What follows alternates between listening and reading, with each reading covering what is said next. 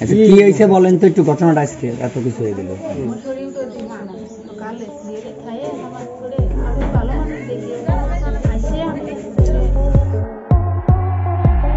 প্রথমবারের মতো দুই ভাই রাতুল সজীব এবং হিটু শেখের স্ত্রী জাবেদা খাতুনকে জনসম্মুখে দেখা গেছে এবং হিটু শেখের স্ত্রী নিজে মুখেই আসিয়া ঘটনার পুরো বর্ণনা দিয়েছেন। পাশাপাশি তিনি এটাও নিশ্চিত করেছেন মাঝরাতে নয় বরং সকালবেলাতেই আসিয়া ঘটনাটি ঘটেছিল। কিন্তু আসিয়া ইস্যুকে আরো কিছুটা গাঢ় করে তুলতেই নতুন গল্প সাজিয়েছে হামিদা। তবে কি হিটু শেখের মেয়ের সেই দাবি অনুযায়ী হিটু শেখের পরিবার আসলে নির্দোষ? এমন সব প্রশ্নই এখন ঘুরপাক খাচ্ছে জনমনে। তাই তার বিস্তারিত জানতে অবশ্যই সম্পূর্ণ ভিডিওটি দেখে আমাদের সঙ্গেই থাকুন। বিভিন্ন সময় বিভিন্ন বক্তব্যের পরে একটা তথ্যে সীমাবদ্ধ হয়েছে হামিদা।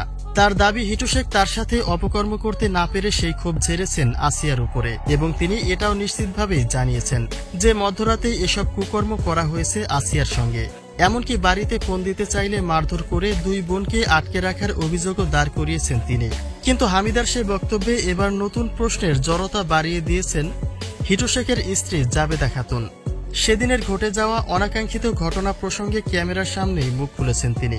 এই ব্যক্তি বলেন সেহরি খেয়ে মুসুরি তোলার উদ্দেশ্যে জমিতে গিয়েছিলেন তিনি। পরবর্তীতে সকাল 11টা বাজতেই তার কাছে খবর যায় আসিয়া অসুস্থ হয়ে পড়েছে এবং সেই অবস্থাতে তিনি বাড়ি ফিরে অচেতন অবস্থায় দেখতে পান আসিয়াকে। অর্থাৎ সেহরির পরে সকাল হতে খুব সামান্য সময় বাকি থাকে, যার মানে এটাই দাঁড়ায় যে মধ্যরাতে নয় বরং সকালেই আসিয়ার সাথে এই ঘটনাটি ঘটেছে। অনেকেই প্রশ্ন করতে পারেন রাতুল সজীব এবং হিটুর স্ত্রী তো কারাগারে, তাহলে তারা স্বীকারোক্তি দিল কখন? আসিয়া ঘটনাটি ঘটে যাওয়া সেদিনই এই স্বীকারোক্তি দিয়েছিলেন তিনি, কিন্তু তা খুব একটা প্রকাশ্যে আসেনি, যেখানে জাবেদা খাতুনের পাশে দেখা মিলেছে রাতুল এবং সজীব শেখেরও। কিন্তু প্রশ্ন হচ্ছে হামিদার দেওয়া বক্তব্যের সাথে কোনোই মিল নেই হিটুর স্ত্রী জাবেদা খাতুনের। হামিদা বলছে মধ্যরাতে সবটা করা হয়েছে, আর অন্যদিকে হিটু শেখের স্ত্রীর ভাষ্যমতে সকালবেলায় এই ঘটনা ঘটেছে, যে দাবিটি বরাবরই করে এসেছে হিটু শেখের মা।